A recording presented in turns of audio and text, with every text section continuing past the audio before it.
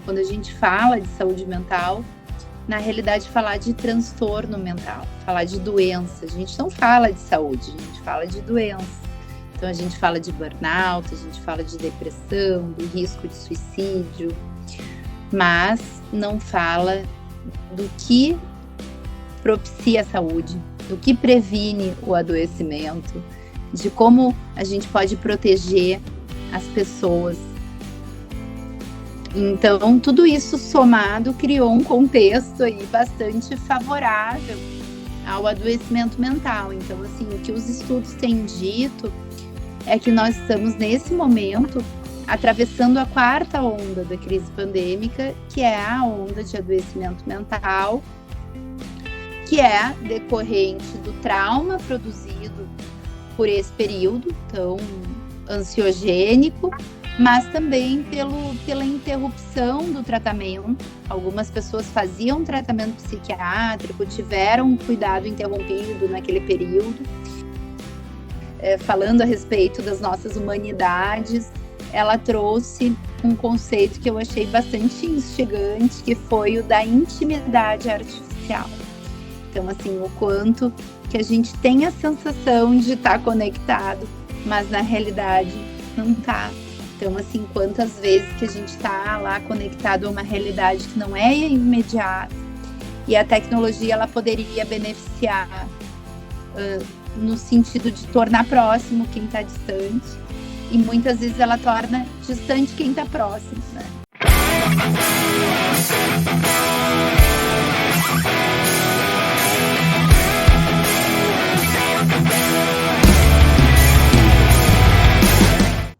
Hoje eu recebo aqui no bate-papo uma especialista psicóloga, Ana Carolina Poiker, que é PhD em psicologia, membro do Comitê Consultivo no movimento Mente em Foco do Pacto Global da ONU e CEO e fundadora da Bitante. Ana, é um prazer te receber aqui no canal SSM em Pauta. É uma satisfação, Rogério, entrar nesse bate-papo aí tão qualificado e também estar junto à tua audiência, né, discutindo o tema da saúde mental tão caro para mim. Legal. Eu sempre convido, né, eu peço para os convidados se apresentarem, né? Com certeza tem um público que te conhece bastante aí, mas tem muita gente que talvez na área de SCM ainda não te conhece. Então, tu pode contar um pouquinho, Ana, de onde é que tu é, né? Falar um pouquinho da tua formação, da tua área de atuação. O teu público não vai demorar muito tempo para perceber que eu sou gaúcha, né? Sou psicóloga, sou mãe de 3 filhos meninos, o Adrian, o Eric e o Thomas. Eu acho que essa é uma credencial muito importante, né? Que impacta também muito no meu fazer profissional, né? Eu me inspiro muito também com os desafios aí da maternidade, né? Que exigem que a gente concilie as demandas laborais, as demandas, né, da vida cotidiana, enfim. Mas, assim, eu me dediquei à área acadêmica por muitos anos, mais de 15 anos. Fui pesquisadora da URGS na área de neurociências e psicologia experimental. Trabalhei avaliando o processo cognitivo, o processo da atenção em usuários de droga. Então, o meu interesse foi a dependência química enquanto pesquisadora, né, muito tempo. E depois disso eu fui professora também da Universidade Federal do Rio Grande do Sul, fiz um segundo pós-doutorado na Unicinos, e a minha trajetória dentro da área de saúde e segurança iniciou há 12 anos atrás, no contexto petroquímico, com um projeto na Braskem, né, que foi uma grande escola. Então, eu e a minha equipe permanecemos lá por mais de 6 anos, né, trabalhando com um projeto de gestão de riscos para doenças crônicas não transmissíveis. E atualmente eu integro aí algumas câmaras técnicas, né, relacionadas ao trabalho de gestão de riscos psicossociais, então no Conselho Federal de Psicologia, na Abergo, né, integro uma câmara técnica no Conselho Nacional de Saúde, representando a Sociedade Brasileira de Psicologia Organizacional e do Trabalho, e sou diretora de mercado e expansão da Associação Brasileira de Qualidade de Vida, da ABQV. Legal, legal. Saúde mental é um assunto muito em pauta, né? Eu já falei algumas vezes aqui no canal com os convidados também, e é um assunto que me interessa muito falar e conhecer, né? Então, porque ainda é um tema que eu enxergo muito estigmatizado, ainda cheio de preconceitos, né? E que eu, né, como host aqui do canal, eu acho que é importante a gente falar, né? Falar de uma maneira, claro, que responsável, que pode ajudar a esclarecer e quebrar essa barreira que muitas pessoas ainda podem ter, né? De admitir que estão precisando de ajuda, né? Hoje eu falo isso com muita tranquilidade, mas eu já passei por 2 quadros de depressão no passado, faço terapia há alguns anos, porém nem sempre foi assim, né? Porque eu sou de uma geração que se falava que consultava com psicólogo, eu sofri um preconceito, acho que talvez mais explícito que hoje em dia, né? E nem vou falar sobre consulta em psiquiatra, né? A pessoa era muito mal vista, tanto na sociedade, na comunidade que estava inserido, né? Nas suas redes de contato, e principalmente no mundo corporativo, né? Quem que admitia que estava em depressão no passado, né? Ou quem que admitia que tinha ansiedade, né?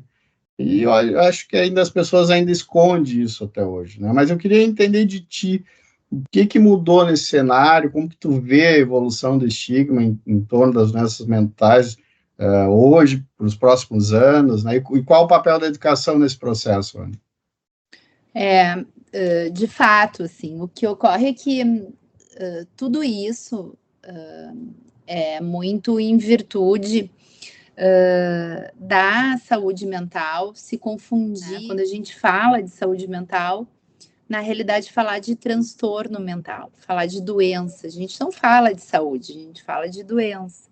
Então a gente fala de burnout, a gente fala de depressão, do risco de suicídio, mas não fala do que propicia a saúde, do que previne o adoecimento, de como a gente pode proteger as pessoas, né, para que elas criem anticorpos para a saúde mental.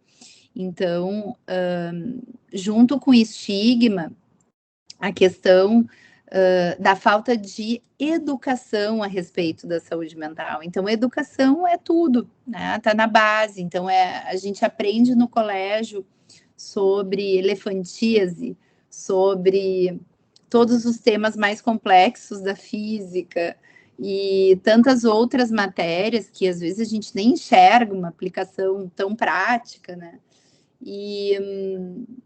E daqui um pouco é mais difícil eu conhecer alguém que teve elefantíase do que conhecer alguém que tem um transtorno pelo uso de álcool, que tem um transtorno do humor bipolar. Então, assim, e a gente não fala a respeito, muito porque a saúde mental, ela, historicamente, né, ela traz consigo a história da loucura. Então, no momento em que as pessoas eram, de fato, segregadas da sociedade, eram tratadas em regime de internação psiquiátrica, em sanatórios, eram excluídas da sociedade. Com o advento da ciência, dos métodos por imagem, que começaram a mostrar que aquilo não é um espírito obsessor, e sim um transtorno do cérebro, que é um órgão, né? Assim como é o coração, assim como é o pulmão, né? Que muitas doenças, a maioria delas, tem uma base biológica também, né? Além de um fator ambiental que pode contribuir, enfim, para desencadear a doença ou interagir, né, com aspectos ali, né, do organismo, mas há uma base biológica nisso. Então, assim, não é invenção, não é mimimi, não. Então, assim, falta muito essa educação a respeito do que são os transtornos mentais, né? Então, assim, só concluindo, né? Ao longo do tempo, então, se evoluiu com os métodos de imagem, que podem ver o cérebro funcionando, se evoluiu com a farmacoterapia, então as pessoas podem ser reintegradas aos seus trabalhos, à sociedade, após um tratamento efetivo, né? Então, tudo isso permitiu um controle maior a respeito dessas doenças e, portanto, uma compreensão, né, de que se trata de uma doença, de que não é falta de caráter, de que não é falta de Deus no coração, né? Então, que a gente precisa encarar isso como algo, né, do organismo. Bom, a gente passou por uma pandemia da Covid que trouxe várias mudanças aí nos nossos hábitos diários, né? Tanto nos aspectos pessoais, onde as pessoas tiveram que, por exemplo, aprender a utilizar o serviço de teleentrega para pedir comida, né? E alguns gostaram tanto que hoje colocaram isso na sua rotina que nem sai tanto mais para o restaurante, né? E no mundo corporativo a utilização de plataformas, como a gente está usando aqui, né? Tanto Teams como o Zoom para teleconferências, nos permitiu ganhar muito tempo, né? Porém, eu vejo que a gente consegue reduzir uma coisa que para mim é muito importante, que é o contato físico com as pessoas. E no meu entendimento, esse isolamento, ele pode gerar um efeito também preocupante quanto à nossa saúde mental, né? O que tu vê disso, Ana?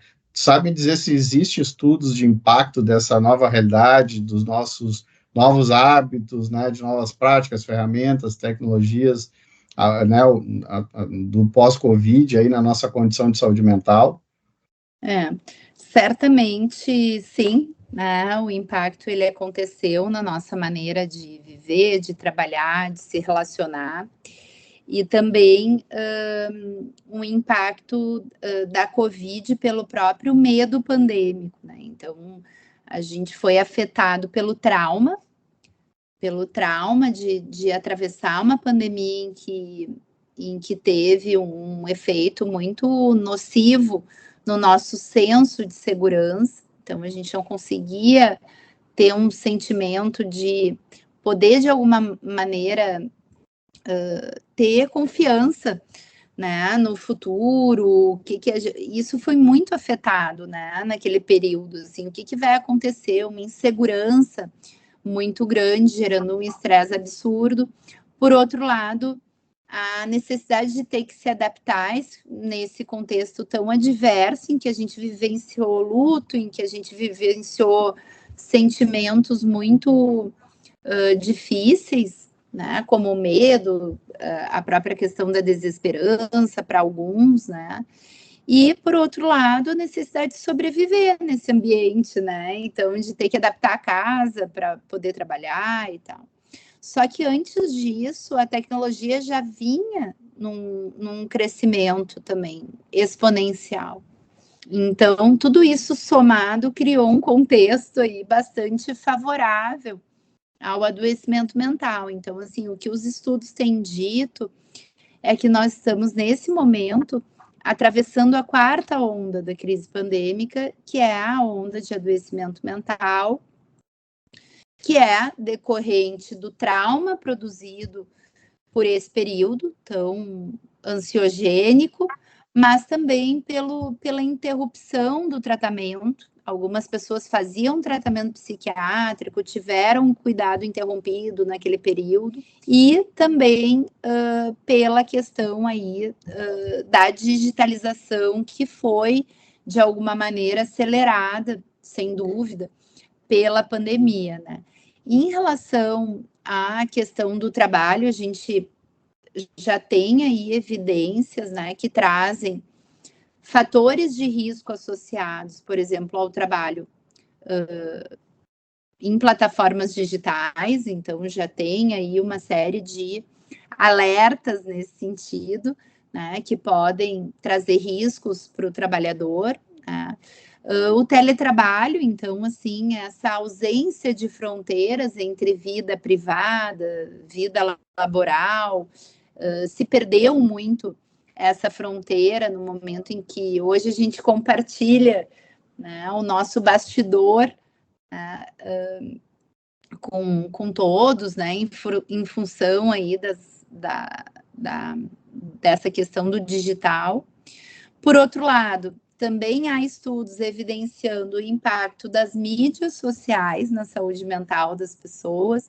Então, o quanto que eu estou comparando o meu bastidor a um destaque, ao palco do outro, ou muitas vezes a pessoa ela acaba ficando deprimida ou ansiosa porque ela se compara, enfim, tem uma série de fenômenos, desde dismorfia corporal, o fenômenos aí relacionados, né, a esse ideal a ser atingido em relação à forma física, em função de filtros, em função de musas e musos fitness. Então, tem uma série de fenômenos que também emergem nesse sentido.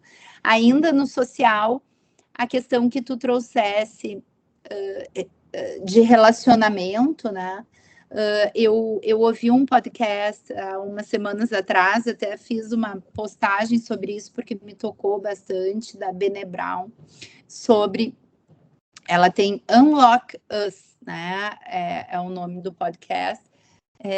Tipo, nos descobrindo aí, né? Falando a respeito das nossas humanidades, ela trouxe um conceito que eu achei bastante instigante, que foi o da intimidade artificial. Então, assim, o quanto que a gente tem a sensação de estar conectado, mas na realidade não está. Então, assim, quantas vezes que a gente está lá conectado a uma realidade que não é imediata, e a tecnologia ela poderia beneficiar no sentido de tornar próximo quem está distante, e muitas vezes ela torna distante quem está próximo. Então, assim, é uma coisa paradoxal, mas que afeta relacionamentos entre pais e filhos, entre casais, né? Tem um impacto bastante adverso em como a gente tem investido nos nossos vínculos, como que nós temos direcionado a nossa atenção. Então, há quem diga que é uma era da economia da atenção, em que os gadgets chamam a nossa atenção o tempo inteiro para coisas que não são relevantes, muitas vezes.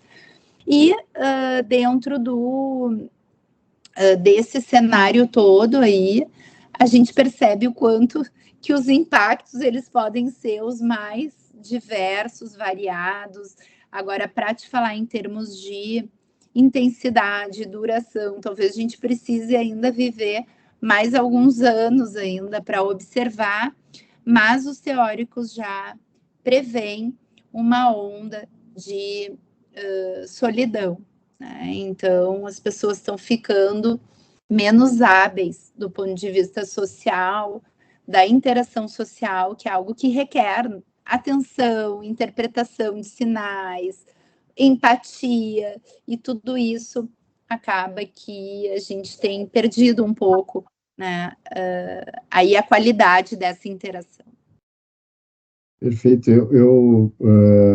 Eu sou pai de um adolescente, né, de 15 anos, o Matheus, e eu tenho uma preocupação muito com o que tu trouxe agora, né, da questão de solidão, de isolamento, né. Essa geração nova, ela é muito conectada, né, às telas, enfim, celular, enfim, todas as telas, estão cada vez mais isoladas do presencial, né.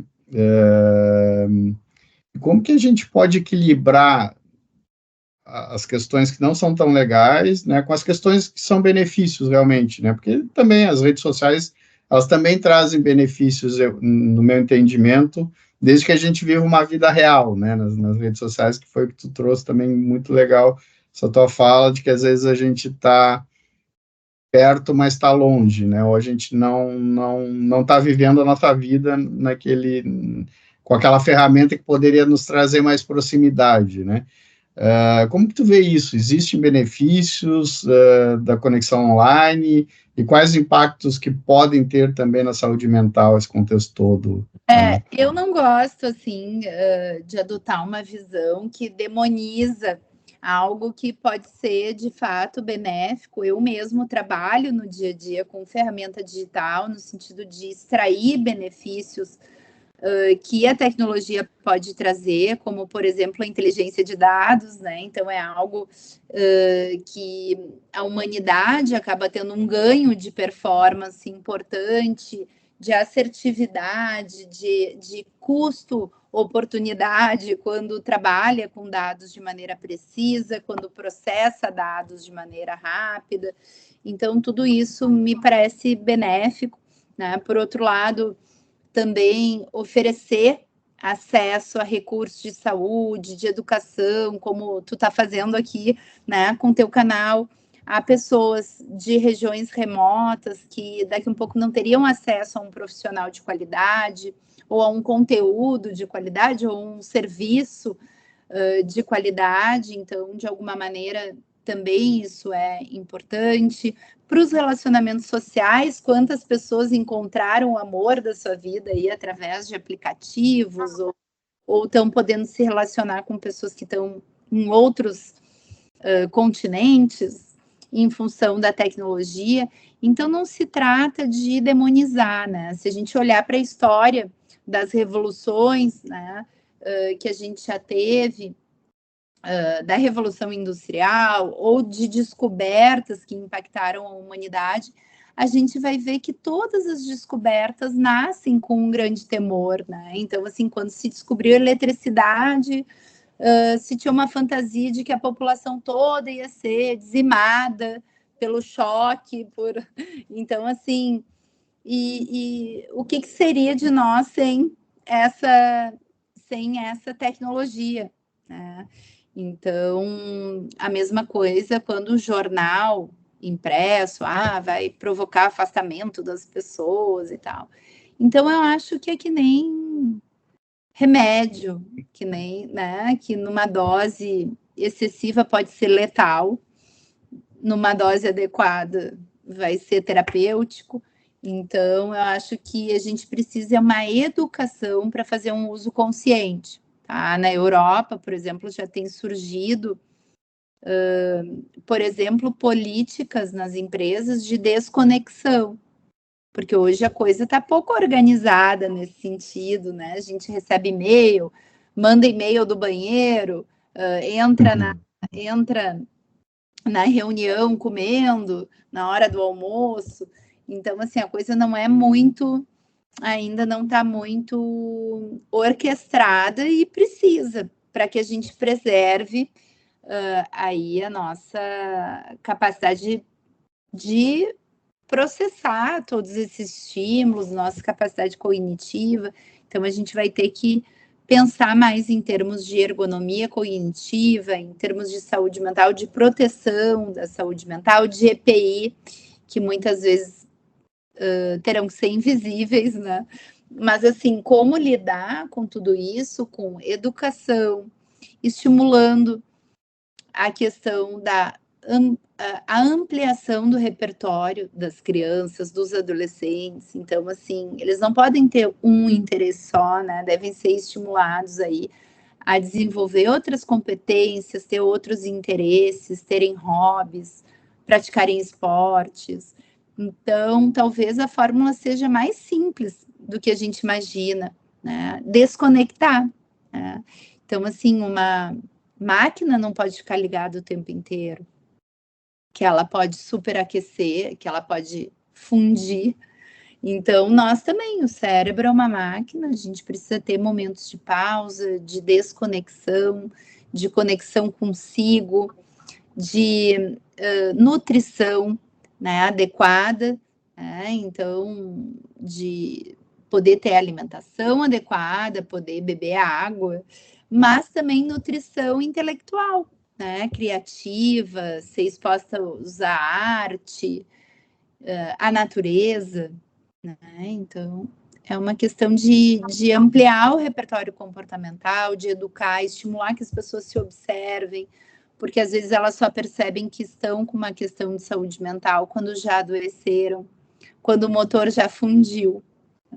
Na minha infância eu assisti um desenho animado chamado Os Jetsons, que talvez muitas pessoas nem saibam o que foi os Jetsons, né? Mas ele era um desenho animado que passava lá em 2062, isso há, né, 1980, passava em 2062, e apareciam tecnologias que hoje já se concretizaram bem antes, né, de 2062, como chamada de vídeo, né, o que a gente está fazendo aqui, relógio inteligente,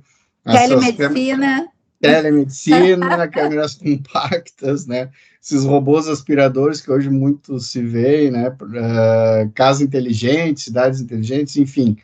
E uma das que está chegando aí, que são os carros voadores, né? A Embraer já anunciou, né, o início da operação em 2026, ou seja, está muito próximo, né? Então, Ana, trazendo para o contexto da saúde, já existem tecnologias que muitos utilizam como plataforma de bem-estar, de telemedicina, que a gente acabou de falar, telepsicologia, e, né, é claro que como CEO, fundadora de uma empresa de tecnologia, tu também acredita na importância dessa tecnologia.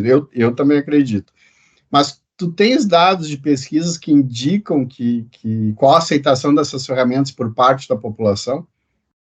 Na realidade, existe uma curva, né, que se popularizou aí, que fala da adoção, né, de novas tecnologias. E essa curva, ela tende a ter um crescimento, né, depois de um período aí de tempo, né, há um gap entre os early adopters e aqueles usuários iniciais, curiosos, que vão querer mexer, saber como é a tecnologia, vão implementar no seu dia a dia, até que a grande maioria comece a usar. Existe um vale ali, né? Existe um tempo. Esse vale ele foi estreitado pela Covid, que obrigou até aqueles que não reconheciam que a tecnologia poderia ser um veículo para entregar os seus serviços, né? E eu acompanhei muito de perto essa transformação digital na psicologia. Então, assim, eu via muita resistência na psicologia em relação à questão do atendimento online, especialmente objeções relacionadas à qualidade do vínculo, a adesão, o quanto que o paciente ia de fato conseguir trazer conteúdos relevantes num contexto terapêutico assim diferente, né? E na verdade o que a gente observou foi ao contrário, né? Porque as pessoas hoje têm a conveniência, né, de poder da sua casa, de uma condição que ela escolhe, sem pegar trânsito, sem ter custo de deslocamento, sem ter que colocar aquele compromisso numa agenda super complexa que a gente tem que equilibrar. Eu falei que eu tenho 3 filhos, daí cada um com as suas agendas, a minha agenda profissional, por exemplo, né? Então, assim, é muito mais conveniente acessar um profissional por meio de tecnologia, né? Por outro lado, daí, não só conectando um profissional a um paciente, mas também a questão da possibilidade de trabalhar com inteligência de dados, né? Que é uma área, assim, que eu me dedico. Então, assim, hoje a gente já trabalha com inteligência de dados em vários setores econômicos, na área financeira, fazendo Pix, tendo o seu painel lá, né, de acompanhamento, de gestão de indicadores financeiros. Posso falar de entretenimento, quando a gente acessa Netflix, programa, série, grava o que quer ver, tem métricas disso, né, que a plataforma utiliza para entender qual o gênero que os seus espectadores mais gostam, quem é o ator preferido, né, e assim desenhar esses conteúdos de maneira mais inteligente, né. E por outro lado, né, a tecnologia aí aplicada à saúde, permitindo a busca de ajuda precoce, diagnósticos precoces. Então, assim, hoje a gente vê uma aproximação da medicina que é bem maior com a tecnologia, com cirurgias robóticas, com terapias já minimamente invasivas, com auxílio de tecnologia, com uma série aí de avanços nesse sentido, né? E o que eu vejo é que o profissional que criar resistência em relação a incorporar isso para a sua prática, ele certamente em pouco tempo vai estar obsoleto, né? Vai estar fora do mercado. Então, esse profissional que tem medo, que resiste, ele vai ser o profissional que não vai conseguir, né, se adaptar aí a um novo mercado de trabalho que demanda esse conhecimento, né? Perfeito. E a Habitat, como que surgiu, né? Pudesse falar um pouquinho, o que vocês oferecem de serviços? O nosso trabalho é bastante orientado para gestão daqueles fatores que podem tornar o ambiente tóxico. Então, assim, a gente, certamente na área de saúde e segurança, tem estudos, né, relacionados a gases, a tipo de EPI que tem que usar, né, para coibir, para mitigar esse tipo de risco. E o que a Habitat faz é trabalhar para identificar, para criar rastreabilidade do fator humano, né, que muitas vezes é invisível, acaba sendo um fator surpresa para o gestor quando alguém precisa se afastar ou mesmo comete suicídio, e a partir disso que a empresa se vê incitada a tomar uma ação em relação a isso, né? E o que a gente trabalha é unindo a área de saúde e segurança ocupacional, a área de RH, né, ajudando essas áreas a atuar de maneira conjunta, assim como a área de sustentabilidade também, para criar um sistema de gestão de riscos psicossociais do trabalho, né, que permitam que aquela cultura se torne uma cultura segura do ponto de vista psicológico. Então, assim, não adianta a empresa oferecer benefícios corporativos, ter o kit onboarding, ostentação, se naquele ambiente é um ambiente em que se produz assédio moral, por exemplo, ou que há uma carga horária em excesso, ou que não há um design do trabalho apropriado, né? Então, para qualificação técnica, ou para ou aspectos até físicos, né? Como, por exemplo, falta de manutenção numa máquina. Então, assim, tem vários aspectos que podem constituir risco para o adoecimento mental. Então, o que a Habitat faz é criar a rastreabilidade desses riscos através de software.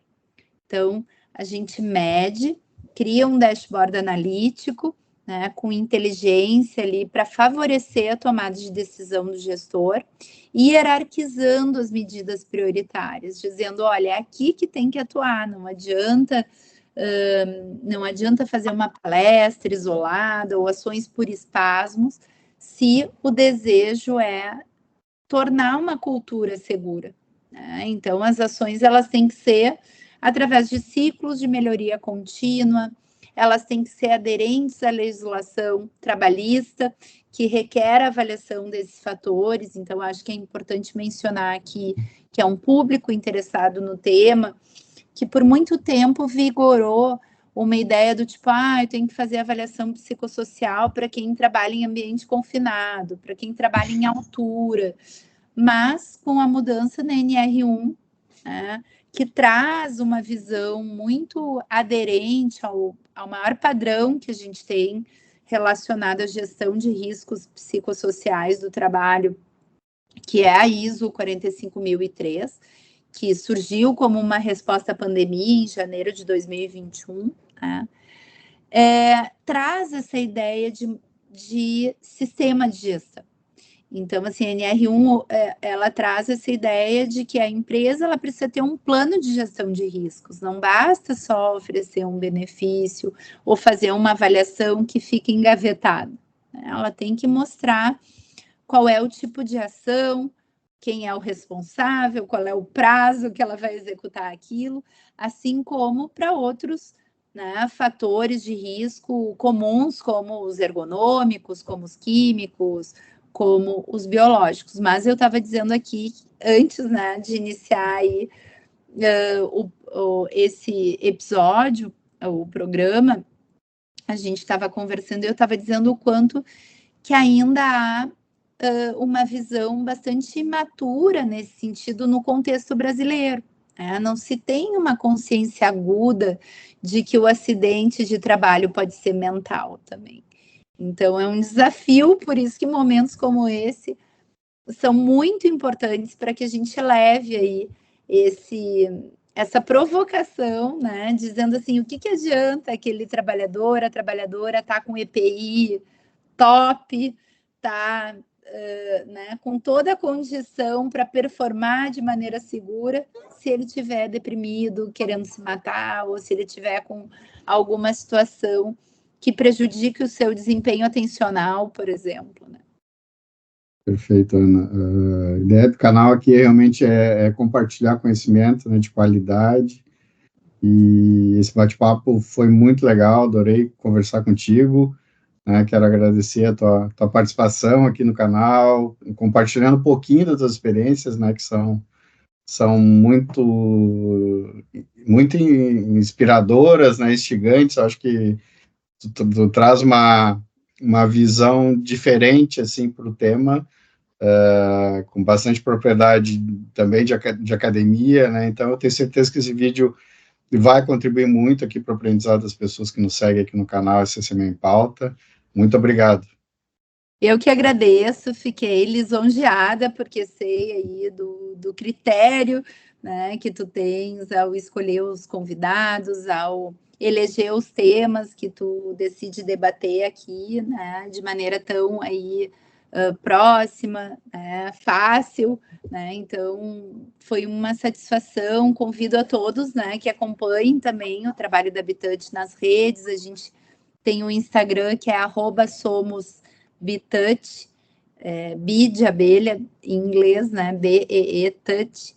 E também eu compartilho na minha página do Instagram algumas reflexões, do LinkedIn também, vocês podem acompanhar no Carol Poiker, né? Então eu estou como Carol Poiker no LinkedIn e no Instagram, também provocando algumas reflexões sobre temas aí que me sensibilizam e também levando conhecimento. E aí, gostaram desse vídeo? Então se inscreva lá no nosso canal e ative o sininho para receber as notificações dos próximos vídeos. Muito obrigado e até uma próxima.